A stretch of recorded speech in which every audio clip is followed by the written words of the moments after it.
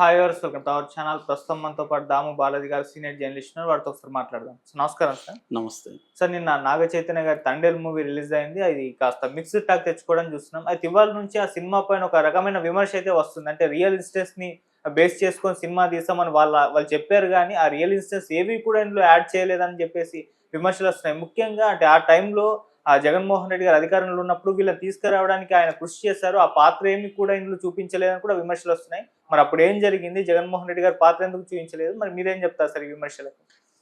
యాక్చువల్‌గా 'తండేల్' అనే cinema real ఇన్సిడెంట్‌లని base చేసుకొని వచ్చిన సినిమా. ఇలాంటివి చాలా జరుగుతుంటాయి. మన సమాజంలో జరిగే అనేక అంశాలని సినిమాలుగా మారుస్తారు.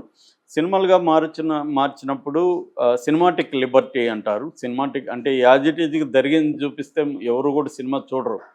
ఎందుకంటే చాలా బోరింగ్ వ్యవహారాలు ఉంటాయి దాంట్లో. జరిగిన దాన్ని మనం ఏం చేయాలంటే కొంత కల్పన అవసరం. అందుకని ఆరన్ సోర్కిన్ అని నా favourite screen play writer, Oscar winner, ఆయన ఒక మాట అంటాడు. అదేంటంటే I'm loyal to story telling not truth అంటాడు ఆయన. అంటే నాకు స్టోరీ టెల్లింగ్ ఇంపార్టెంట్, ట్రూత్ కాదని. ఎందుకంటే ట్రూత్ అనేది ఎవడు చెప్పాలి? ట్రూత్ అనేది ఒకటి జరిగింది, ఇద్దరు పాల్గొన్నారనుకో ఒక దాంట్లో గొడవలో, ఇద్దరు 2 వెర్షన్లు చెప్తారు. మూడో వాళ్ళు చూసిన వాళ్ళని అడిగితే ఇద్దరిని అడిగితే వాళ్ళకు 2 వెర్షన్లు చెప్తారు. ఏది ట్రూత్? ఆ సంఘటన బేస్ చేసుకొని నేను ఒక కథ అల్లుకొని చేస్తాను. రెండోది, మన ఇద్దరి మీద ఒక గొడవ 2 ఏళ్ళు బట్టి ఉంటుంది. మెల్లమెల్లగా గొడవ ఇదై ఉంటుంది. దీన్ని సినిమాలో ఎలా చూపిస్తాం? 2 ఏళ్ళ పీరియడ్ని జరగని 2-3 సీన్లు క్రియేట్ చేసి ఆ సీన్లలో మనం గొడవ వచ్చినట్టుగా చూపించాలి. అందువల్ల ఎప్పుడైనా బయోగ్రఫీలు అన్నీ కూడా యాజ్ ఇట్ ఈజ్గా ఉండవు సినిమాగా వచ్చినప్పుడు. డాక్యుమెంటరీ అయితే ఓకే, కానీ సినిమా అంటేనే కల్పితం అవసరం కథకి. ఎసెన్స్ అదేనా కాదనేది ఇంపార్టెంట్. వీళ్ళు కూడా తండేలు కూడా వాళ్ళకి నచ్చిన విధంగా వాళ్ళు అది మనకు నచ్చకపోవచ్చు. ఇప్పుడు నాకు దాంట్లో పాకిస్తాన్లో దేశభక్తి ఇవన్నీ నచ్చలేదు. దేశభక్తి తప్పని కాదు, అది ఆ కథకి సూట్ కాలేదు దేశభక్తి. మన ఇప్పుడు ఫర్ ఎగ్జాంపుల్ అదే వీర్జారా ఉంది. వీర్జారా సూట్ అయింది, ఎందుకంటే పాకిస్తాన్ అమ్మాయిని వెళ్ళి ఇతను లవ్ చేశాడు, అక్కడ అతన్ని పట్టుకున్నారు. పాకిస్తాన్ అమ్మాయిని ఇండియా అతను లవ్ చేయడంలో అది దేశభక్తికి సంబంధించిన అంశాలు ఖచ్చితంగా వస్తాయి. ఎందుకంటే ఇతను కూడా సైనికుడు, ఇవన్నీ ఉంటాయి అక్కడ. కాబట్టి అది సరిపోయింది. దీనికి వీళ్ళు మత్స్యకారులు, వీళ్ళకి తెలియదు అసలు ఏం దేశభక్తి అవన్నీ. వీళ్ళకి ఏం సంబంధం? వీళ్ళేదో లైవ్లీహుడ్ కోసం ఇక్కడ సరిగ్గా చేపలు దొరికి ఇది లేదు, మార్కెట్ లేదు, జట్టి లేదు అని చెప్పి గుజరాత్కి వెళ్తారు. గుజరాత్కి వెళ్ళినప్పుడు అక్కడ నుంచి తిరిగి రావడానికి టైం పడుతుంది. అలాగ ఉన్నప్పుడు ఆ గుజరాతీ బార్డర్ వాటర్స్లో వీళ్ళు దొరికిపోయారు. దొరికిపోయినప్పుడు అక్కడ పెట్టారు. అక్కడ పెట్టినప్పుడు అక్కడ మామూలు ఇప్పుడు వాళ్ళు వచ్చినప్పుడు మన జైళ్ళల్లో కూడా మనం కూడా పెడుతున్నాం. శ్రీలంక వాళ్ళని మన జైళ్ళల్లో పెడుతున్నాం. ఎవరైనా చేసే పని ఇది. అందులో దేశభక్తి ఏముంది?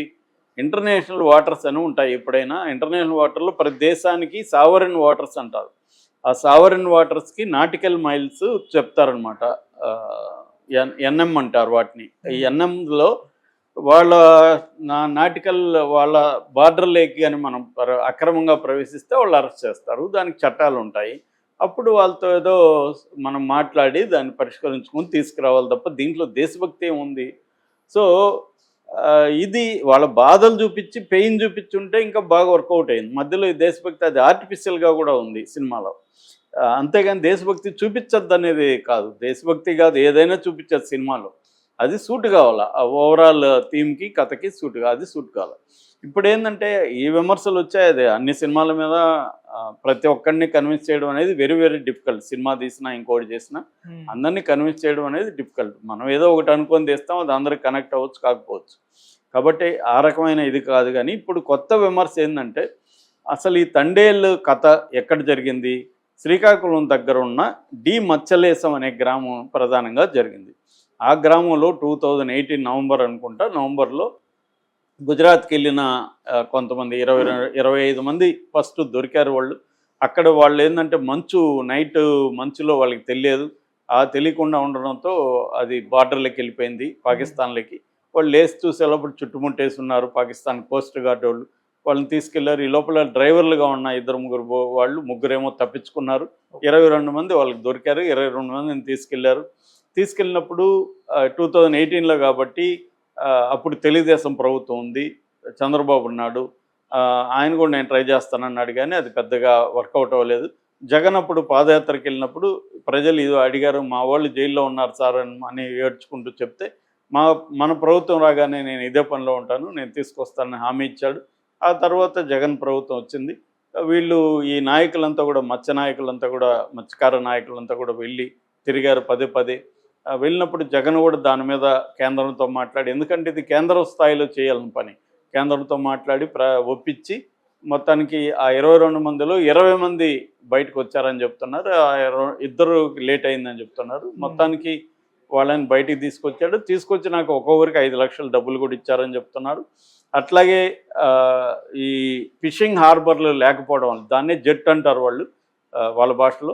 ఫిషింగ్ హార్బర్ అనేది ఇంపార్టెంట్. ఫిషింగ్ హార్బర్ లేకపోవడం వల్లే గుజరాత్కి వెళ్తున్నారు. కాబట్టి ఫిషింగ్ హార్బర్లు ఏర్పాటు చేయడానికి కూడా జగన్ పూనుకొని మొత్తంగా ఆంధ్రప్రదేశ్లో ఒక 10 ఫిషింగ్ హార్బర్ని జగన్ ఏర్పాటు చేశాడు. సో అలాగే వీళ్ళకి కూడా ఒక ఫిషింగ్ హార్బర్ ఏర్పాటు చేశాడు. ఇది బేసిక్గా జరిగిన కథ. దీన్ని వీళ్ళు ఏం చేశారు, ఒక లవ్ స్టోరీగా కన్వర్ట్ చేశారు. ఊర్లో ఒక రాజు అని అబ్బాయి అంటాడు, అమ్మాయిని సత్య అని ఇంకొక అమ్మాయి, వాళ్ళ బంధువుల అమ్మాయి లవ్ చేస్తుంది. వీడు అప్పుడప్పుడు వెళ్ళిపోయి 4 రోజులు రాడు, 3 నెలలు రాడు. అలాగా ఉన్నప్పుడు ఈ అమ్మాయి ఇబ్బంది పడుతూ ఉంటుంది. వీడు వద్దు, నువ్వు డేంజర్ ఉంది సముద్రంలో, నువ్వు ఆగిపోయి వేరే పని చేసుకుందాం అని చెప్పినా వినడు. కాబట్టి ఆ అమ్మాయి ఇబ్బంది పడి నేను వేరే వాళ్ళని పెళ్లి చేసుకుంటానని వాళ్ళ ఇంట్లో చెప్తుంది. వేరే వాళ్ళ సంబంధం చూస్తారు. అక్కడి నుంచి ఈ లోపల ఈ అబ్బాయి ప్లస్ 22 మంది ఇదే విధంగానే పెట్టారు. పాకిస్తాన్ దీనికి వెళ్ళిపోతారు. వెళ్ళిపోయినప్పుడు అక్కడంతా కూడా దేశభక్తి, జైలరు, దేశభక్తులు ఇవన్నీ చూపించారు. ఇవన్నీ అయినాక ఈ అమ్మాయి తన కాబోయే పెళ్లి చేసుకోబోతున్నా అనుకున్న తన సహాయంతో ఢిల్లీ వరకు వెళ్ళి ఎలా ఫైట్ చేసి కన్విన్స్ చేసి అక్కడున్న మినిస్టర్ని కన్విన్స్ చేసి ఎలా బయటకు తీసుకొచ్చారనేది బేసిక్ కథ. ఈ కథలో ఎక్కడా కూడా జగన్ని రోల్ కానీ లేకపోతే మత్స్యకారుల సంఘాల రోల్ కానీ ఇవేవి చూపించలేదు. ఏదో ఈ అమ్మాయి తీసుకొచ్చిందని ఇవన్నీ అబద్ధాలు, అంటే రియల్గా జరగల. కానీ సినిమాలో చూపించకూడదా? చూపించచ్చు, తప్పేం లేదు. సినిమాలో జరిగిందంతా చూపించాలా? ఎందుకు చూపించాలి? వాళ్ళు ఒక ఇన్స్పైర్ అయ్యారు, అంతవరకు తీసుకోవాలి. కానీ ఇప్పుడు అక్కడ ఏంటంటే ప్రతిదీ పాలిటిక్స్ కాబట్టి ఇప్పుడు ఆ జగన్ని సపోర్ట్ చేసే వాళ్ళు ఎవరో వచ్చారు రంగంలోకి. మెకనైజ్డ్ బోట్స్ అసోసియేషన్ ప్రెసిడెంట్ అంటే జానకిరామ్, అతను రిలీజ్కి ముందే ప్రెస్ మీట్ పెట్టి మాట్లాడాడు. అతను విమర్శ ఏంటంటే ఇది రియల్గా చేశారంటున్నారు, ప్రేమ కథ చేసేసాడు, ఇది కాదు జరిగింది, ఇలాగ జరిగింది. మేమందరూ కష్టపడి 22 ఫ్యామిలీల వాళ్ళు కష్టపడలేదా? అమ్మాయి ఒకటే కష్టపడి తీసుకొచ్చిందా? 22 ఫ్యామిలీల వాళ్ళంతా మేమేమి చేయలేదా? మేము వెళ్ళిపోయిన వాళ్ళ భార్యలు, తల్లులు, బంధువులు మేమందరూ కష్టపడ్డాం, యూనియన్ లీడర్లు అందరూ కష్టపడితేనే కదా అయ్యింది. మేమందరూ కష్టపడి జగన్ ద్వారా చేసాం, జగన్ చేశాడు, నిజమైన తండేలు జగన్ ఇక్కడ అని అతను చెప్పాడు. ఓకే, అతను చెప్పిందేమి అబద్ధం కాకపోవచ్చు, జగనే వాళ్ళని హెల్ప్ చేసి ఉండొచ్చు, వీళ్ళందరూ చేసి ఉండొచ్చు, ఇవన్నీ రియలే. కానీ అవన్నీ సినిమాలో పెట్టాలా లేదనేది కదా చర్చ. అవన్నీ నువ్వు చెప్పు, కథ నువ్వు జనాలకి చెప్పు, జగనే తండేలని నువ్వు చెప్పు, నష్టమేం లేదు. అది నమ్మేవాడు నమ్ముతాడు, నమ్మకపోతే నమ్మడు, అది వాళ్ళ ప్రాబ్లం. కానీ సినిమా నువ్వు అలా తీయకూడదు అనేది చెప్పడానికి జానకిరామ్ ఎవడు?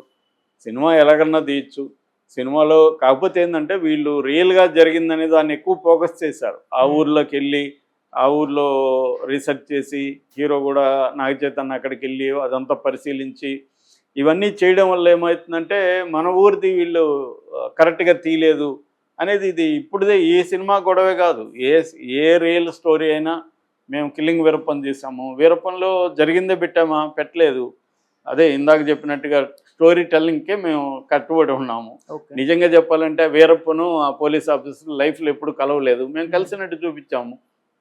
ఎందుకంటే సినిమా కథకి ఏది బాగుంటుందో అది పెట్టాలి తప్ప జరిగిందని పెడితే సినిమా చూడరు.